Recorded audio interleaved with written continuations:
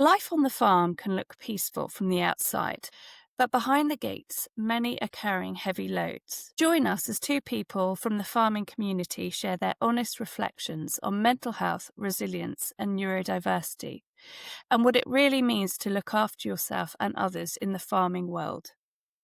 So, welcome, Liz and Ren. Thank you for joining us today. Would you mind starting off by telling us a little bit about what attracted you to the farming world? Well, I'm currently a dairy farmer. I've been doing that for probably about 13 years now. It's not something I would ever have imagined that I would end up doing. I've got a degree in English literature, always thought I would have a nice, sensible office job.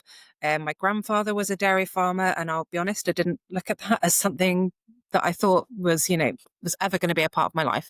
And it was through my now husband that I kind of came into farming. But actually, since then, about 3 years ago, I was diagnosed with ADHD, and I've realised that there's definitely a connection there. And so it was around 2013 that I quit my job in publishing and said, "Hey, I'm going to go and be a full-time farmer with Nick. Just, quit my job that I've worked so hard to get, invest my life savings in an industry that don't really know much about and seems at odds with my natural skill set." And I realise now that that's actually a very ADHD thing to do. But I have stuck at it.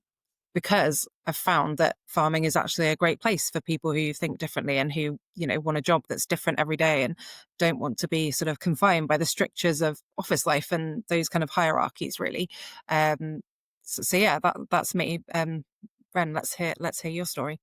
So I'm not from a farming background. Like my great grandparents farmed in Wales, but I had no direct links to farming. But I started doing a bit of weekend work on a local sheep farm. So I'm based in Shropshire, so lots of farming around here. And yes, none of my family had been to university before, and I just decided by age 20 that I was going to go off to Aberystwyth University and do a HND in agriculture. And so that was kind of the start of my journey. And so I've been working in the industry now for over 20 years, predominantly in advisory roles, agronomy roles, but quite a lot of interest in that kind of environmental side of farming. So being able to farm productively, but also whilst working with nature. And so it's definitely say one of my special interests because I'm still just as passionate, if not more passionate, about farming now than when I started and went off to Aberystwyth University. So yeah, I've did two further degrees in agriculture and they basis qualified. But then, say I'm 44 in a couple of weeks, age 39 in lockdown, I discovered that I had a lot of ADHD traits, and as lots of women do, I think you have a stereotypical view of what ADHD looks like in an individual, and it's not necessarily the way that it presents in women. And it was say TikTok in lockdown started like videos with different traits, and I was like, this sounds very much like me. So I went and got myself a diagnosis, and yeah, saying ticked every box for neurodivergent. So then I kind of, alongside the farming, it was my second special interest. I've always had an interest in psychology anyway, but I did a lot of listening to podcasts, and I had coaching to help, say, as part of my diagnosis, and say it inspired me so much that I decided I actually wanted to do further qualifications. And as we'll talk about on this, there's a lot of overlap. There's a lot of neurodivergents are attracted to this industry for the reasons that Liz said. And yeah, so I wanted to kind of raise that awareness and help individuals in farming because I understand the industry, but also understand where, say, the struggles and more importantly, strengths are that individuals bring to the farming industry. Thank you. I'm inspired. I'm inspired. I want to get out of the office now and be out in the countryside. It's so good for mental health across all neurotypes, really, isn't it? To be in nature. And I just wondered, Liz, from your research, do you have a sense of why the neurodivergent community is drawn to farming? I think it is to do with the variety that you can, it's a job unlike any other almost, where the skill set is so varied. There's an opportunity for almost anyone to do anything within farming. And, we're doing everything from looking after animals to managing the soil and the land to doing budgets and cash flows and being entrepreneurs. It's everything really. And it's like stimulating almost every part of your body and mind. And I think there's definitely something in that. I mean, So I'm working with Farmers Weekly on this Level the Field campaign this year, and we did a survey last year that was the first time anyone in the kind of agricultural community had looked into neurodiversity in agriculture, and about 1,700 people responded to that. And over 70% of the people that identified as neurodivergent said that there were strengths they associated with their neurodivergence that were beneficial to their farming careers. And those were most commonly problem solving, creativity, and attention to detail. So that's, brilliant to hear, really, that there are those positive traits there that are kind of finding a home in farming. Because I think, sadly, too often there's been a bit of a kind of negative story almost that farming is for less academic people. If you're not very clever, go to agriculture college, or the less bright child in the farming family is the one who stays home and takes on the farm. And that's a story I heard a bit on my Nuffield travels, to be honest. But actually, I don't think that's it at all. I think people are choosing it and staying in the industry because it suits them and because they love it and they're passionate about it. My best friend's a farmer, and they have to track the stock market. She was talking about how challenging they're agricultural, and she was talking about how incredibly challenging and worrying it is, particularly at the moment because of political landscapes, because of international stock markets, prices ebb and flow, the weather, those sorts of things, the price of fuel, the price of fertilizers, you've really got so much to juggle. It's a complicated business. Absolutely. Well, Reece, it really is. And you mentioned how rewarding being out in nature can be. However, the other side of the coin is we're seeing very high levels of mental health challenges now within the farming community.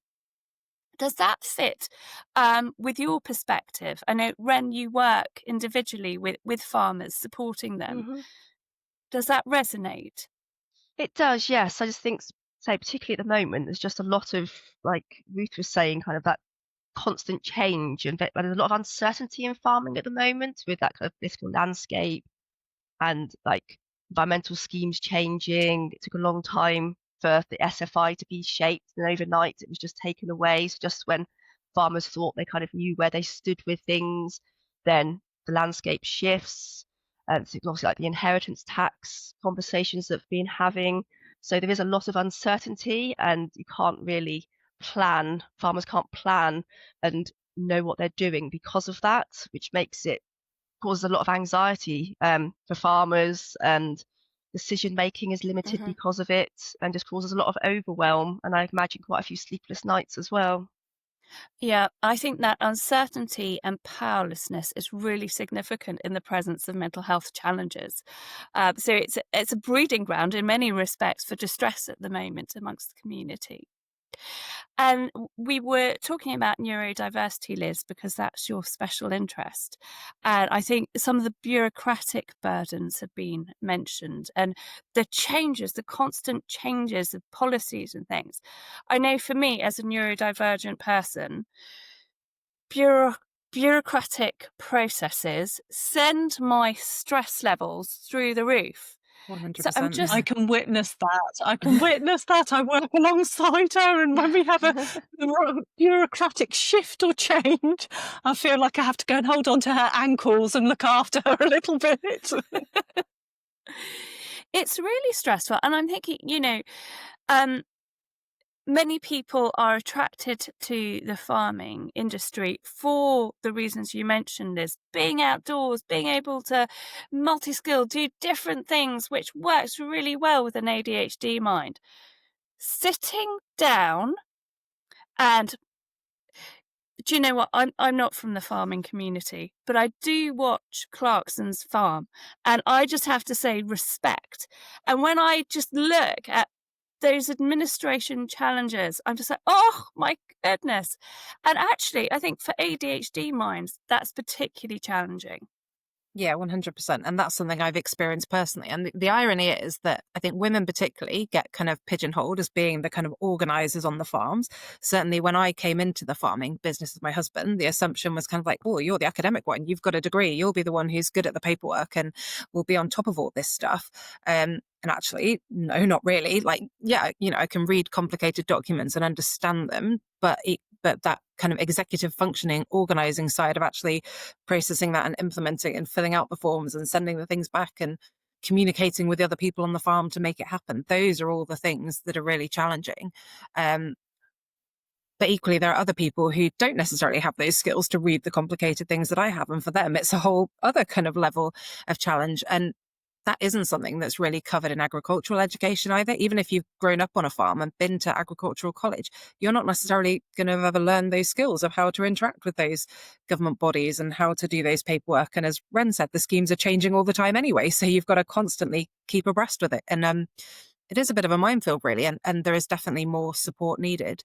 I mean, DEFRA, so that's, the government department that deals with farming, are actually supporting the Level the Field campaign, which is great. It shows there's that willingness there. They want to understand and they want to do better. And I think internally, they're actually really brilliant at supporting neurodiversity within their own staff. They have working groups and communities that, they're supporting that within DEFRA. But when it comes to actually the outreach to the farmers, there's definitely a bit of a gap there, and there's a lot of work to be done, really. Well, from what I've read, the isolation can be a significant challenge. So sort of farming communities operating very much within their own little bubble and not having that opportunity to connect and talk about those challenges and talk about how you're managing the changes in the paperwork and all of those things can really add to farmers' troubles. I was going to say, because I do think there's been kind of historically this quite stoic mindset in farming of just get on with it and not really kind of. So I think that landscape is changing, but it's not really been that kind of even awareness of mental health talk. And I think a lot of people in farming probably, like say, there is a high rate of ADHD, autism, dyslexia, but it was just that kind of case of that's just how they are. There was no kind of awareness on, kind of the struggles around that. So like I said, I think in farming generally, I come back to do a panel in November on finding your tribe in this kind of transition in agriculture. So I think in farming generally, if you kind of start to have a slightly different mindset about how you want to farm, that in itself is isolating. So it is just important to kind of find like that community of people that you do feel safe with to be able to open up and discuss these type of subjects with. Yeah, because on the one hand, farming can be isolated and you can live in remote rural places or be working long hours and not see people very often. But on the flip side, communities can be incredibly tight and close-knit, and it can feel like everyone knows everyone else's business, or people are actually incredibly competitive and, they don't want the farmer next door to know that they're struggling with something because they want to present that image of I'm doing great, thank you very much. And, those can be hard things to break down too, for sure. There's a couple of things you said there that are really interesting. I'll start with the bit about connection. So we are absolutely passionate about how connecting helps mental health. And like you say, with the farming community, there can be that isolation.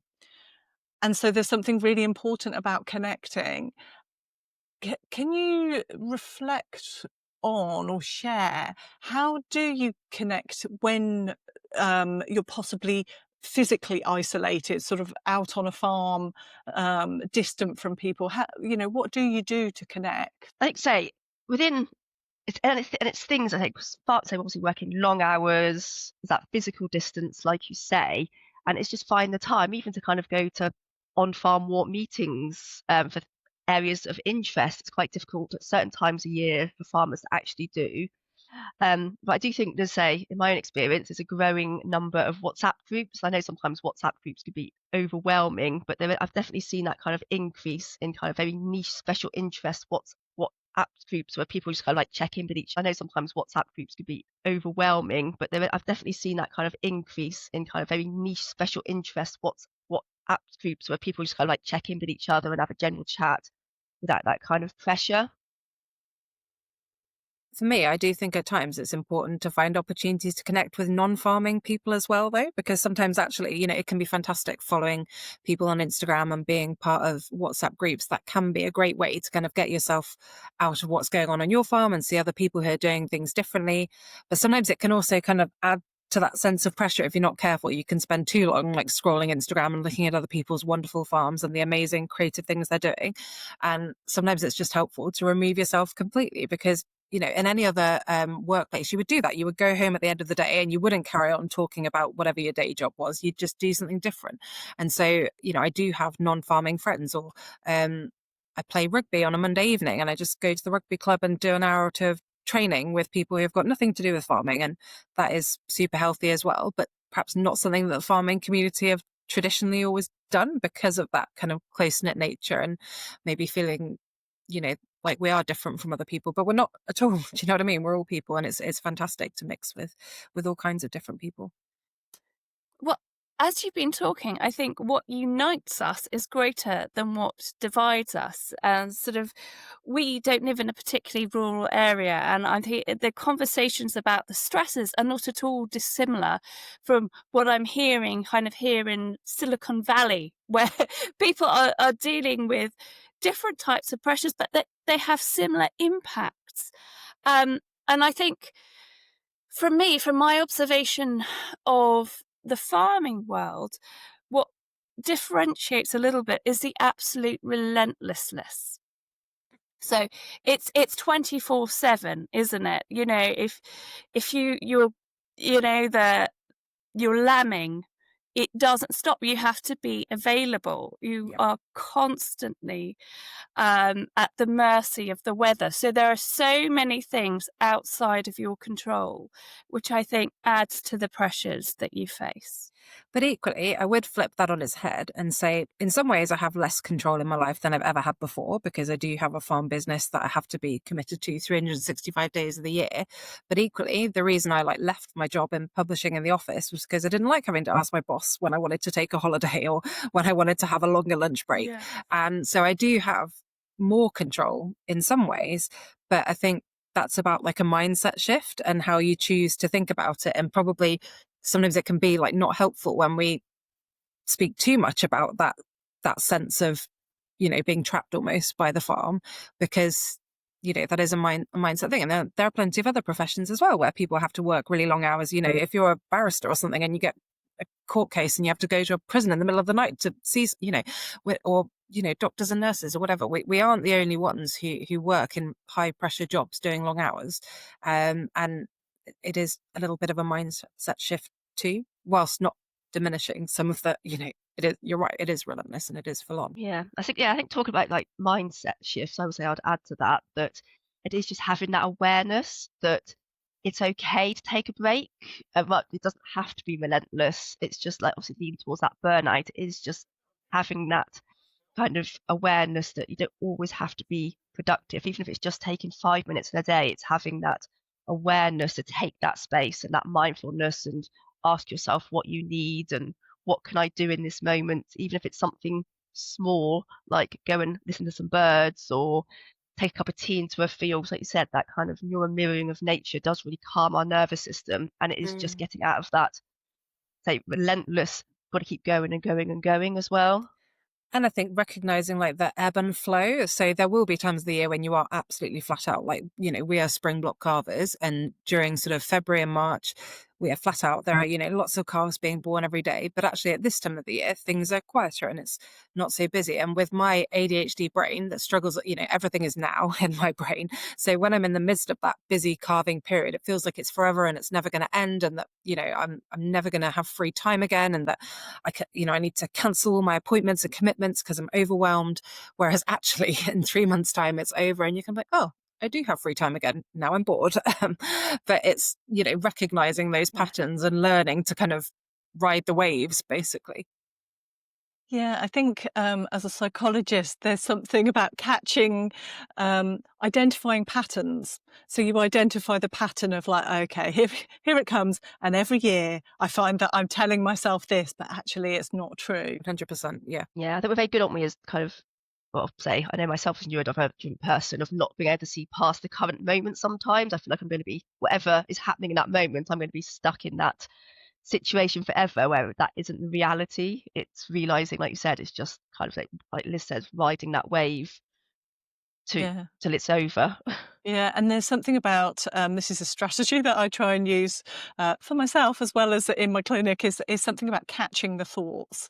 So we can, when we say, "Oh, this is going to last forever," and it feels like it when we say something like that. But if we catch that thought and reality check it, it's like forever, really. It's not, is it? But it feels like it. Ren, I just want to return to something that you said earlier about find your tribe. And I guess kind of thinking about find your tribe in the farming community or in specialist interests or hobbies like rugby, as you said, Liz.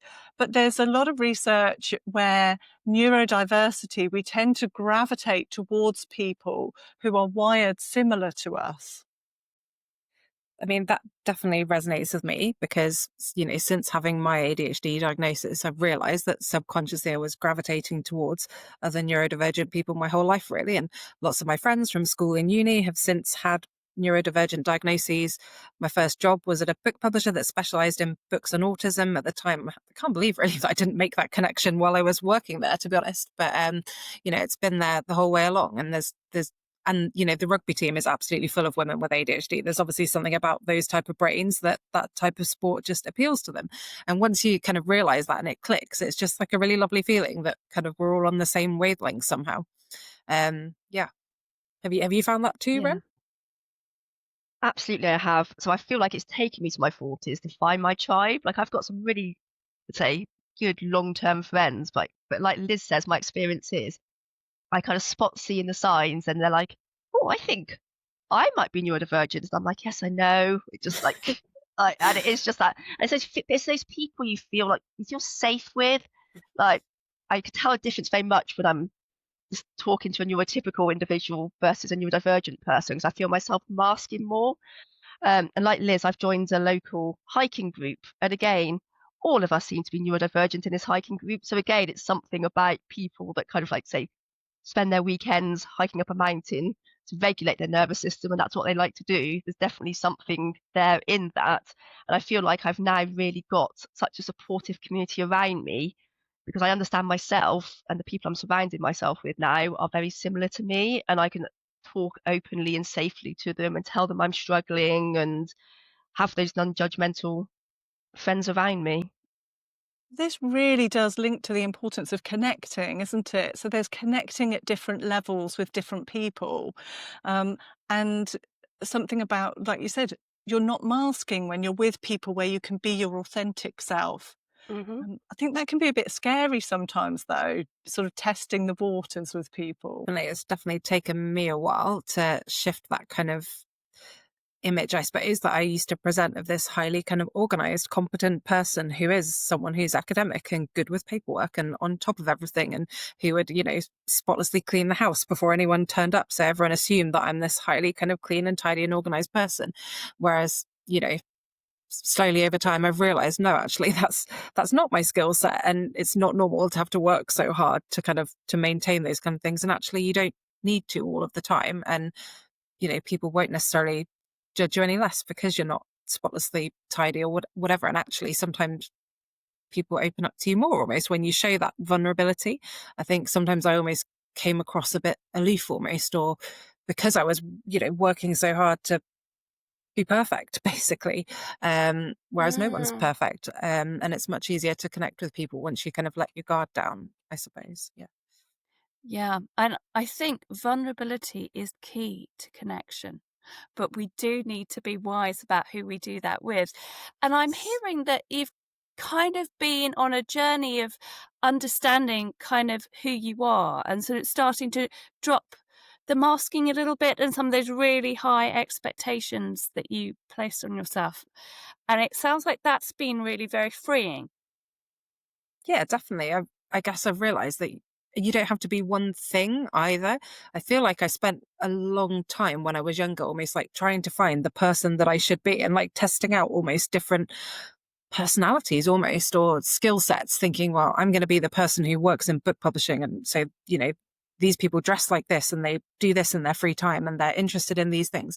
Whereas actually you can be interested in all kinds of stuff. You can enjoy classical literature and playing rugby and cows and rock music. You know, you don't have to be pigeonholed in any way, really. And maybe that's a classic ADHD thing as well, though, to be interested in millions of different random things. But that's cool, actually, you know, and I'm enjoying exploring that now instead of kind of restricting myself, I guess. Yeah, I say I definitely resonate with that as well. Like, so studied at Harper Adams, I was very much wanted to kind of dress in that very stereotypical farming way, if that makes sense. Whereas now I do a lot more dopamine dressing. Like, I like kind of comfy clothes and bright colours. It doesn't necessarily fit into that stereotypical mold of what someone in farming would look like, but it's kind of, I now feel comfortable enough to express that. So it's just that I've never felt as much peace with myself as I do now. I don't know if that's just a bit kind of mid-40s woman thing as well, but I care less. I think even the rejection sensitivity dysphoria that come along with neurodivergence, I can manage that much better just through understanding it and awareness. And I think that's the importance here, isn't it? Is understanding your neurotype and then kind of what things comes along with that, what co-occurring conditions are with that, and finding ways to manage it. And also, say, one of the biggest things for me is that self-compassion. I've got so much more self-compassion for myself now than I did previously pre-diagnosis, and I didn't understand how my brain worked. Ren, can you just unpack a little bit rejection sensitivity dysphoria? Yes. So RSD, it isn't in the DSM as a actual, so using technical terms again, it isn't actually, say, diagnosed with neurodivergence, but research shows you're much more likely to have rejection sensitivity dysphoria if you are neurodivergent. So that means that perceived rejection, not always necessarily actual rejection, but perceived rejection just hits you so much harder. Like, sometimes it actually physically hurts if you think you've been rejected in a situation or received criticism, or somebody leaves you out of something, even if it's unintentional, or you walk past somebody and they don't say hello to you. You automatically think that you've done something wrong, but actually, if you sense check that, they've probably got something on their mind, or didn't see you were having a bad day. So your nervous system goes into a bit of an overdrive, and it is just realizing that, and again, just kind of sense checking those emotions and feelings, because it can be a very uncomfortable emotion to deal with, especially if you don't understand why it's happening or where it's coming from. I think that's such an important point to raise. And I think we do see elevated levels of psychological distress in neurodivergent people. And I think that can be a factor contributing to that, because it is so painful when you're battling those sorts of thoughts, isn't it? Yeah, What struck 100%. me was your point about self-compassion. And actually, the diagnosis has helped you to understand yourself better and therefore potentially be a little bit kinder to yourself. Is that, yeah. It is, yes, because I know some people, I've got friends now who are older and are like, oh, I'm not going for diagnosis, there's no point. But say again, for me, it has just been that, again, because it's, say, it's a special interest, like a lot of us that, say, get diagnosed, we get very curious about it. And it is, say, just nice.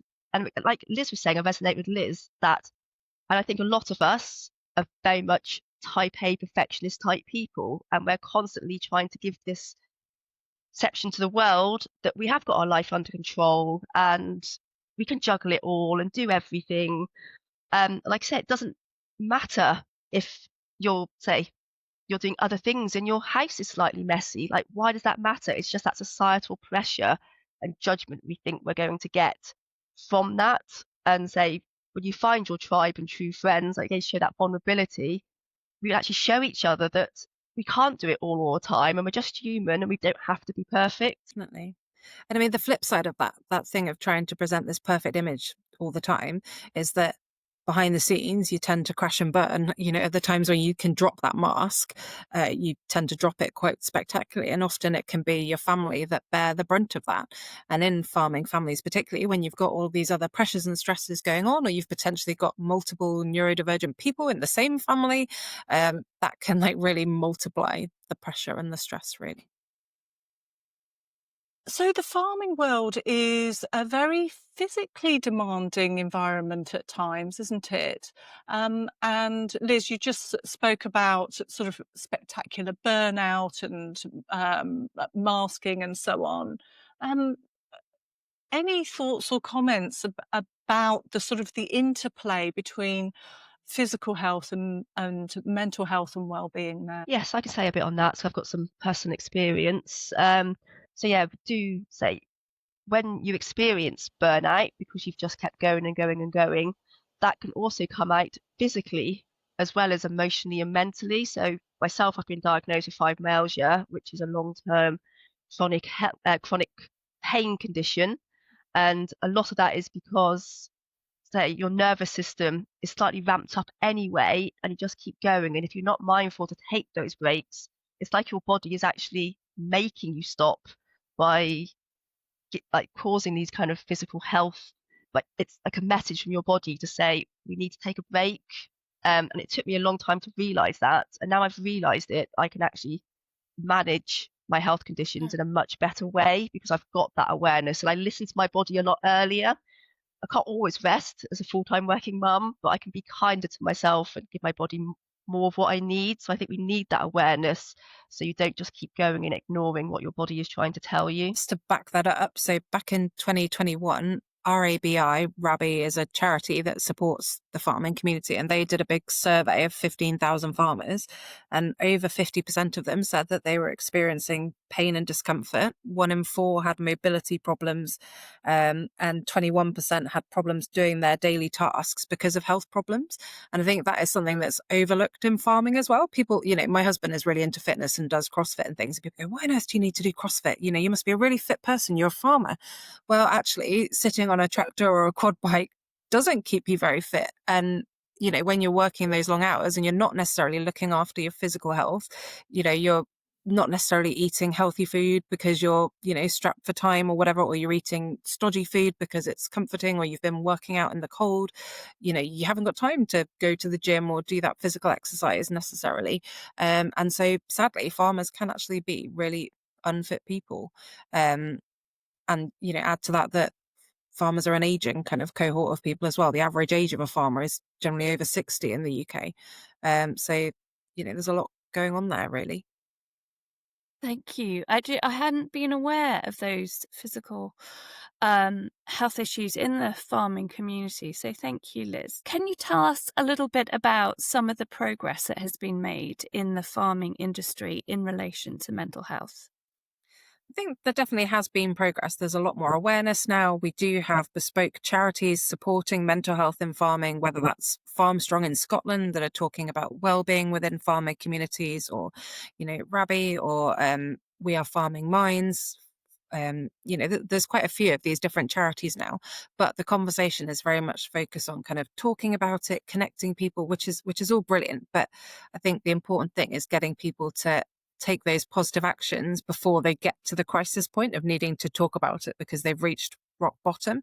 It is that everyday kind of well-being stuff, really, of just looking after yourself, that we've still got more work to do on, really. I think in the farming space as well, it's kind of reframing things away from kind of, I suppose, kind of wellness talk, whereas farmers might not know what some of these, like, I don't know, if you say, take some time to be mindful, they might not actually know, like, what do you mean by that? So I think it is also kind of discussing practical, like, things that actually work on farm with the time they've got. So rather than just saying, look after your mental health, we need to actually do more education and training on actually what does that mean? What steps can you take and what can you do in your current situation? And I think a lot of time as well, I don't know about all of you, but we also quite often have a all or nothing mindset. So we feel that we have to go and meditate for an hour a day for it to make a difference, but actually we don't. We can just take 5 minutes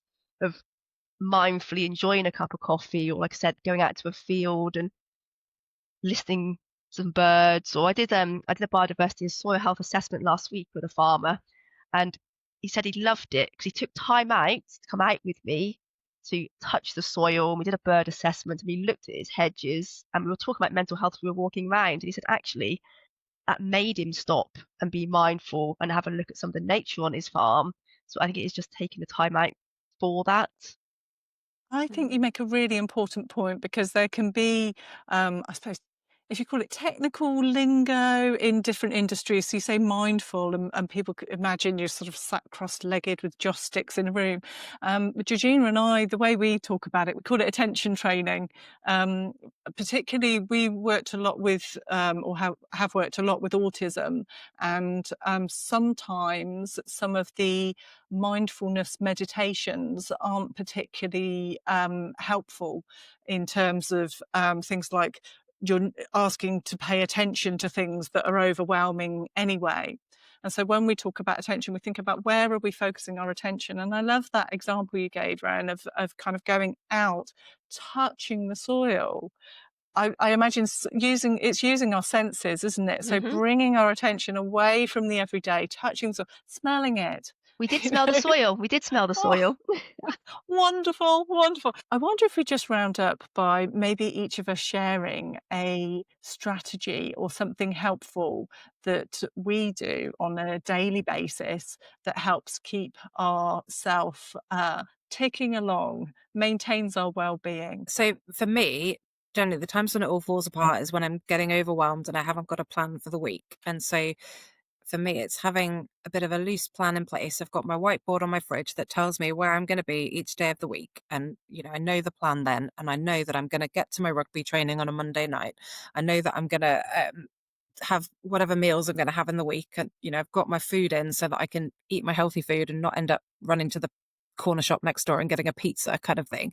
And it's just having those little baseline things in place, to make sure that, because for me, the fundamentals are, having those connections with people, not eating junk food and doing a bit of physical activity. And if I manage to do those three things in a week, I can generally kind of stay on the straight and narrow. So it's just putting in place a bit of a structure to give myself the best chance of that actually happening, basically. Well, doesn't that sound like how you care for the soil on your farm? That you've got to think about the nutrients and what goes into it, and that will affect what comes out of it as well. Yes, exactly. So yes, I agree with Liz. It doesn't have to be complicated, and I think sometimes as well, especially particularly if your neurotype is ADHD, consistency is not our friend. So we've put together these amazing plans of like what we're going to do, and then we fail, and then we feel shame, and we're like, well, that didn't work. But I think it is just again having that self-compassion awareness that you can put some structure in place, but if you don't follow it perfectly every day, that doesn't matter. You could tomorrow's another day. You could always try again, and it's just so it is those small things. Like again, it's realizing having that self awareness of when you do need some space, and it's just recognizing what state your nervous system is in, and what do I need in this moment, and taking yourself out to do that. So I've got 4 spaniels for my sins. I think they're the ADHD of the dog world, but I've got 4 spaniels. But it does mean that no matter how I'm feeling, I need to go out, take these spaniels out for a walk. So that really helps me kind of, yeah, get away from whatever I'm doing and go and do that. And it's just that awareness that productivity isn't always having to be tied to your laptop or doing something for work. Productiveness is also doing something self-care for yourself as well. And self-care isn't necessarily bubble baths. It is, say, having a plan of that nutritious food. So that it could be simple nutritious food, but just having stuff easy way to hand that you can eat, so you don't eat the junk food like Liz said. You don't have to go and work out at the gym 5 times a week. It can just be a case of, say, finding something you enjoy, which is as a social aspect to it as well, or just going for a walk and getting your physical exercise in that way. Little rewards is a big one for me as well. I need like little things to motivate myself and to look forward to throughout the week. And that can be something as small as like after doing some kind of tedious admin task, I'll then go and just like play the piano for 15 minutes. Or other times it'll be a bigger thing, like I've booked tickets to something that I'm looking forward to at the end of the month. But yeah, it's like constantly having things to look forward to on the horizon is really good as well. I think for me, there's 2 things. There's connecting, and connecting doesn't have to be going out for 3 hours with somebody. It can be a message on a WhatsApp group, or just, I don't know, connecting with people in any sort of way. It can be big or small, and finding the balance between that and having my time on my own, because I need that as well. And then the other thing is sensory. So sensory stuff can can send me spinning in the wrong direction. So I'm super sensitive to sound. I say, you know, if a mouse farts 3 doors down, I'll hear it and go, what's going on? Where's that thunder?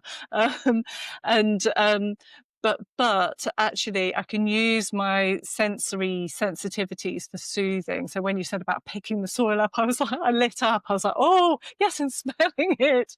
Whereas if you don't have those sensory sensitivities, sometimes you don't get the sensory joy of things like that. So stepping out into nature and noticing all the colours and so on. Hmm.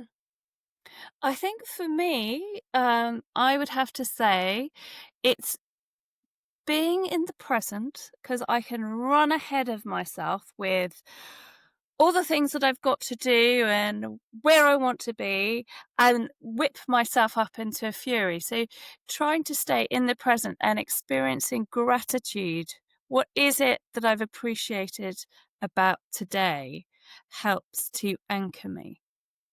Well, thank you so much, Liz and Ren, for your contributions today. It's been an absolute joy talking to you and learning more about the farming community and all the wonderful work that is being done to try and open up conversations and destigmatize neurodiversity. Thanks for having us. Thank you.